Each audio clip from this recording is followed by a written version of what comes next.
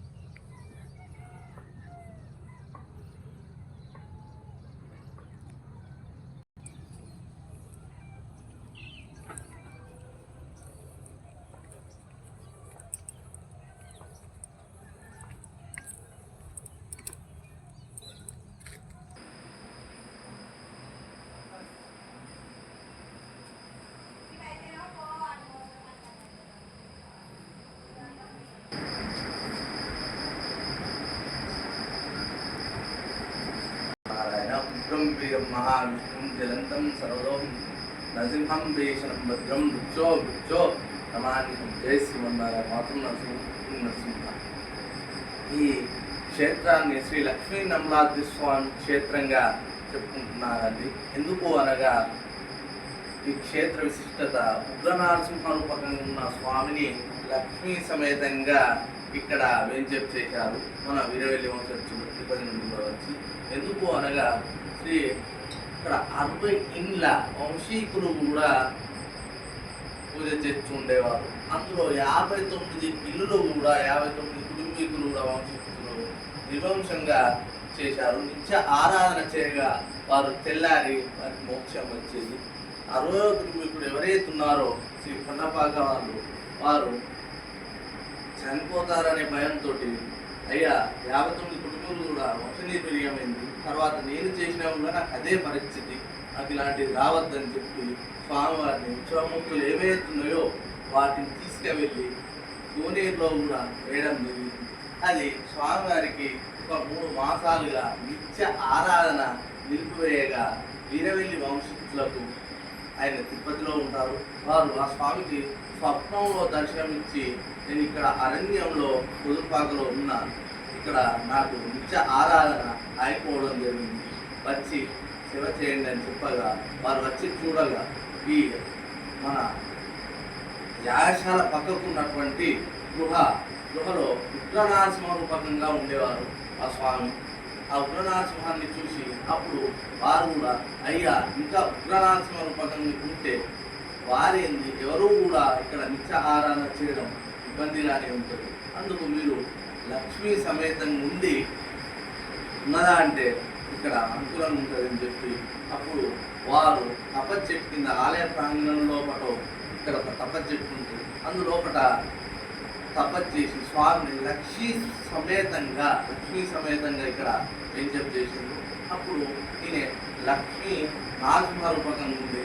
అందుకు లక్ష్మీ నమలాద్రి స్వామిని, రాద్రి అంటే గుట్ట, నమ్ముడు అనగా అర్చకుడు, అందుకు స్వాములకి కొండపాక వంశస్థులు ఉండాలని చెప్పి లక్ష్మీ నమలాద్రి స్వామిగా నామకరణం చేయడం జరిగింది. అలా ఈ ఆలయానికి లక్ష్మీ నమలాద్రి స్వామిగా ఆలయానికి నామకరణం చేసి ఉన్నారు. ఇక్కడ విశిష్టత ఏంటి అంటే ముడుపులు. ఇక్కడ ఏ స్వామివారిని ఏ దండం పెట్టుకొని నిత్య కోరికలు నెరవేర్చుకొని మనం కట్టినట్టు ఏంటంటే ముడుపు ఫలితం తప్పకుండా ఉంటుంది. మరొకటి స్వామికి రామానుజులు మరియు ఆయనకు ప్రియాతి ప్రియమైన శిష్యుడు కురత్తాల్వారు కూడా ఉన్నారు. ఇక్కడ కురత్తాల్వారు ఇక్కడ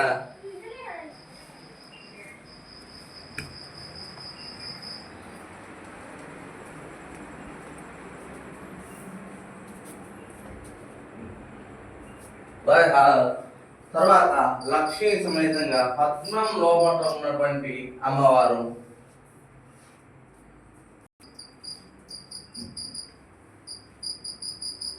లక్ష్మీ నమలాద్రి స్వామిని మళ్ళా పునఃప్రతిష్ఠ చేసి ఆ ముసలి ఆ జింబూక వృద్ధానికి మళ్ళీ వివాహం చేసి సంతానాన్ని పెంచి శ్రీ లక్ష్మీ నమలాద్రి స్వామికి ఆలయ నామధేయంగా చేసి ఉంచారు. అప్పటి నుండి కూడా కొండపాక వంశస్థులు ఈ ఆలయానికి అర్చకులుగా ఉన్నారు.